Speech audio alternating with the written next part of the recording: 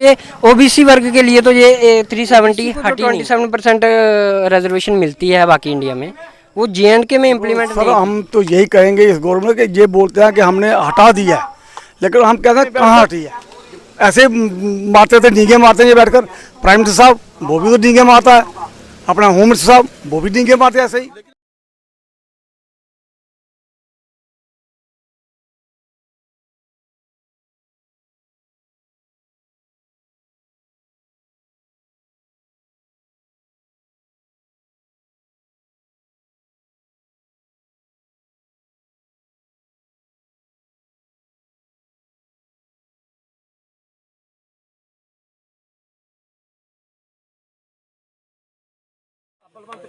बलवंत कटारिया जी अपनी गल रखनी। पहली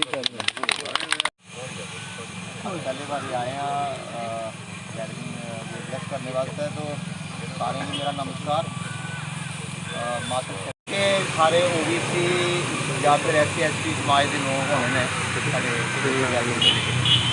तो रैली जी है असें जम्मू तो कठुआ OBC अधिकार तिरंगा यात्रा जी है कठुआ राती उन्हें रोना है, तो कठुआ फिर वापस जाएंगे कल, तो फिर रस्ते ही रह जाना इन्हें विजयपुर, तो फिर विजयपुर तो परसों चलना तो जम्मू पुजना। ये रैली का वो है ढांचा फाका है ਇਹਦਾ। तो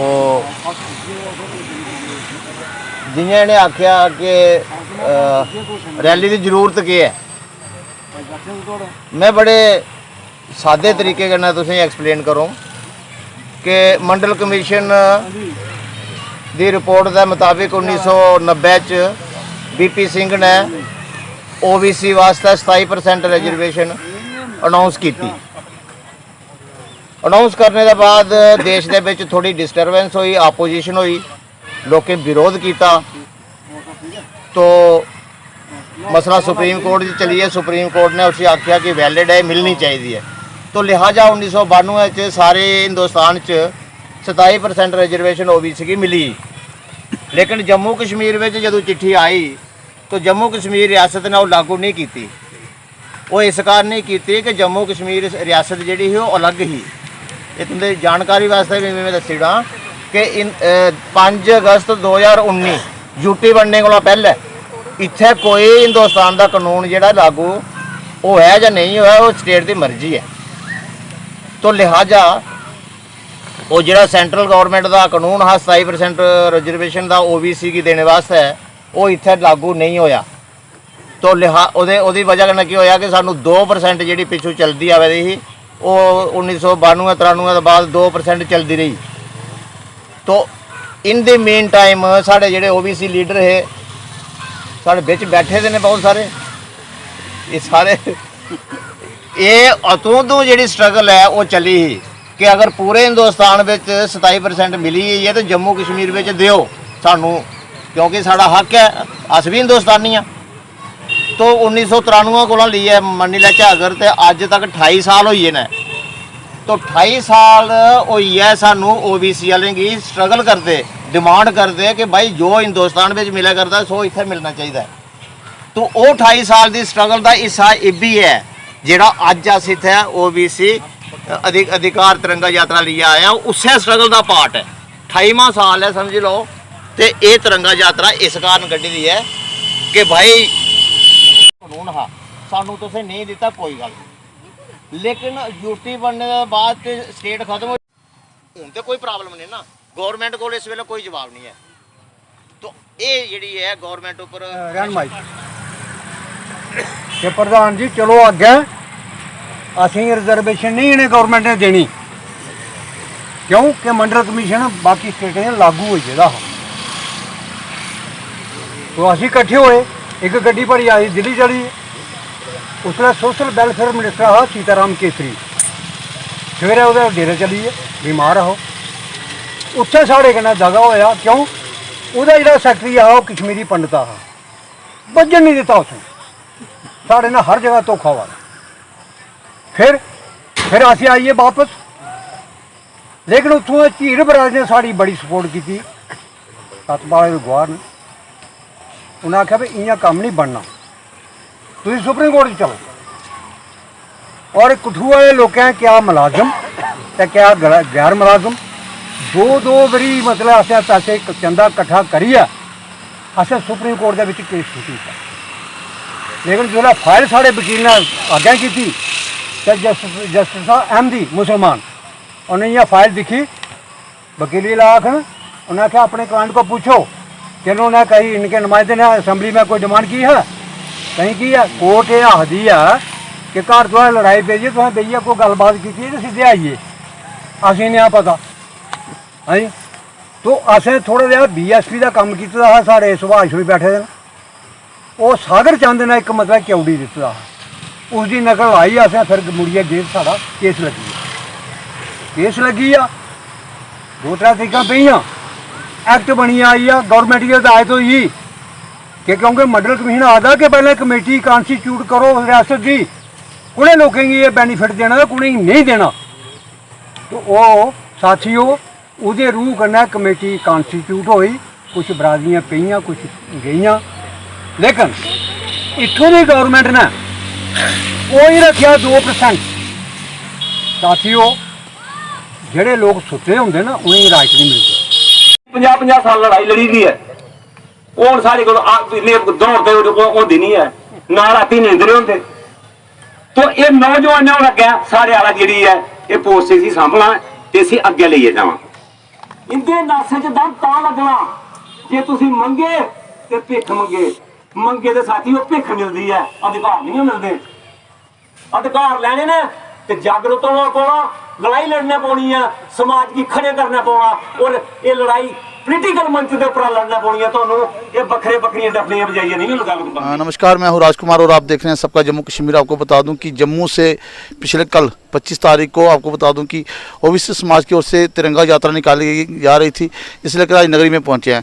तो मेरे साथ इस समय एक युवा हैं जो युवाओं को आह्वान करने के लिए प्रेरित कर रहे थे। मैंने देखा कि उन्होंने अपने भाषण में कहा है कि युवाओं को आगे आना चाहिए ताकि युवा वर्ग जो है वो अपने समाज की बेहतरी के लिए काम कर सके।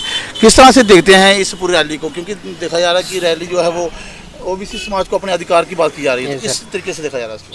सर ओबीसी रैली जो निकाली जा रही है इसका मेन मकसद ये है कि हमें 27% रिजर्वेशन ओबीसी को मिलना चाहिए, क्योंकि पूरे भारत में 27% रिजर्वेशन लागू है इस टाइम, बट JNK है यहाँ पर ओबीसी को इतना रिजर्वेशन नहीं मिलता, जबकि वो जो भी मिलता है वो है 4%, जिसके कारण हमें काफ़ी देर से बहुत मतलब एक हमारे माननीय प्रधानमंत्री जी बने हैं तब से क्या युवाओं के वो वायदे भूल चुके हैं जिसके लिए माननीय प्रधानमंत्री लगातार मंचों से कहते थे कि माननीय प्रधानमंत्री जी युवाओं देश जो है वो युवाओं के कारण आगे बढ़ेगा, तो क्या लगता है उसको लेकर?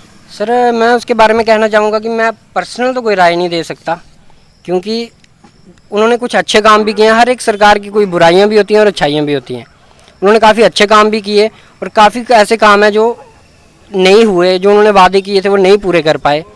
जैसे कि हम एम्प्लॉयमेंट को देख लें, इस बार एम्प्लॉयमेंट मतलब इतनी ज़्यादा जनरेट नहीं हुई है, नहीं उन्होंने पोस्टें निकाली ज़्यादा, और अगर हमको रिजर्वेशन मिलता है तो इतना तो फिक्स है ना कि 27% रिजर्वेशन ओबीसी को मिलेगी, और उसकी वजह से हमारा यूथ है वो एम्प्लॉयड होगा, एम्प्लॉयमेंट और बढ़ेगी।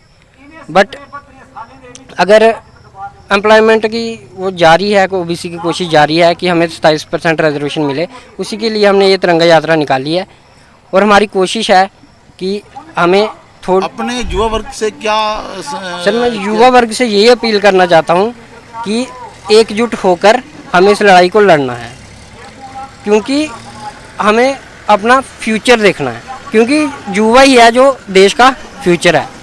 अगर युवा ही अनएम्प्लॉयड होगा, ऐसे घर में बैठे रहेगा, तो उससे तो देश का फ्यूचर बनने वाला है नहीं। लेकिन मैंने देखा कि जब आप मंच से भाषण दे रहे थे तो एक चीज़ कही थी कि जम्मू कश्मीर में ओबीसी समाज को अनदेखा किया गया है।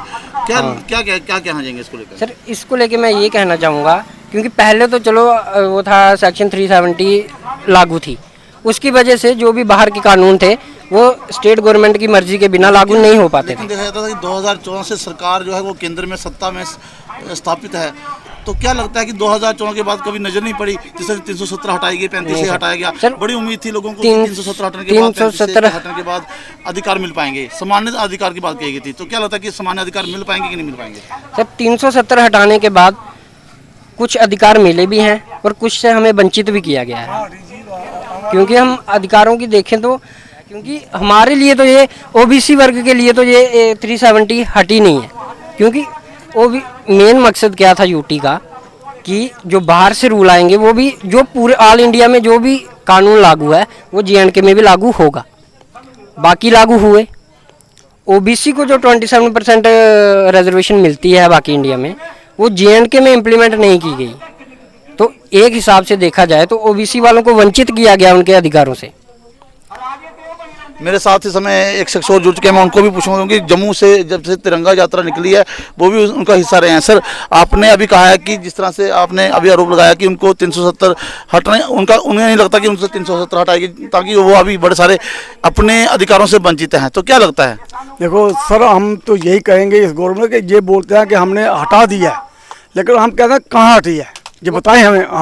में हटाई गई है। हम कहते हैं हमें बताएं, जे प्रैक्टिकली आए हमारे सामने, हम इनसे सवाल पूछेंगे और ये हमारा जवाब दें। ये ऐसे उधर दिल्ली में बैठकर ऐसे मारते थे, डींगे मारते हैं ये बैठकर। प्राइम मिनिस्टर साहब वो भी तो डींगे मारता है, अपना होम मिनिस्टर साहब वो भी डींगे मारते हैं ऐसे ही। लेकिन बड़ा सवाल है कि ओबीसी समाज से बहुत सारे बड़े नेता आते हैं, फिर ओबीसी समाज की क्यों नहीं सुनी जा रही? जहाँ से जम्मू से कोई ओबीसी का नेता नहीं आज तक हुआ, ना कोई एमएलए बना, ना कोई एमएलसी बनाया उन्होंने, ना ही कोई एमपी बना है, कोई नहीं। और जहाँ तक जो इधर इन्होंने बनाया ना, जो ओबीसी कमीशन बनाया ना, वो भी इन्होंने ब्राह्मण रखा है, वो भी इन्होंने ब्राह्मण रखा है। जबकि कमीशन ओबीसी का, तो वहाँ जब उसको बैठा दे वो हमें क्या देगा? इस लड़ाई को कितनी लंबी देखते हैं आप? कितनी लंबी लड़ाई हो सकती है? हम तो ये लड़ाई लड़ेंगे, मरते दम तक लड़ेंगे हम। और हम पीएम साहब को सीधी सीधी चेतावनी देते हैं, ये आपके लिए मुश्किल हो जाएगा। ओबीसी समाज है ना, थ्रू आउट इंडिया हमने कंडक्ट किया है, वो कहते हैं ठीक है आप करो, हम आपके साथ हैं, चेन को हम बता देंगे अब क्या होता है आगे नेक्स्ट। बड़ी लंबी लड़ाई लड़ने वाली है। दूसरा, ओबीसी समाज का बड़ा आरोप है कि उन्होंने कहा था कि उनके लिए 370 अभी तक नहीं हटी क्योंकि बड़े सारे जो उनके अपने अधिकार हैं उन्हें नहीं मिल पाए हैं, वो उनसे वंचित है। तो अब देखना ये होगा कि कितनी लंबी लड़ाई ये चलती है, क्योंकि कभी भी किसी को 2 दिन की लड़ाई से अधिकार नहीं मिलता, ये जाहिर सी बात है। और मैं हूँ राजकुमार, आप देख रहे हैं SJK, देखते रहिए। तब तो धन्यवाद, जय हिंद, जय भारत।